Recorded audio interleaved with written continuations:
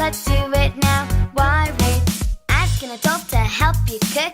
Cooking is fun, just take a look. Hey kids, remember those post-it notes you got in your amped box? Well, as we make our bird's nest today, we're going to put them in order and you check them as we go along. So let's begin.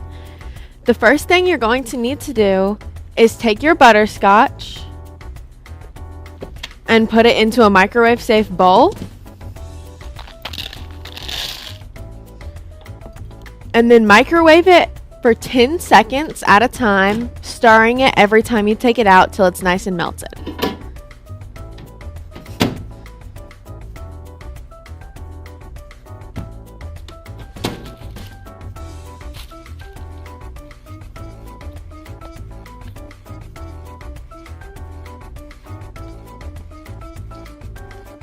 Microwave the butterscotch is going to be your first sticky note. Now you're going to want to add your peanut butter.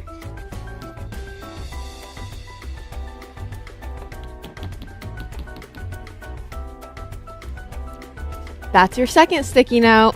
Don't worry if you're allergic to peanut butter, it doesn't matter. You can always substitute something like marshmallow fluff.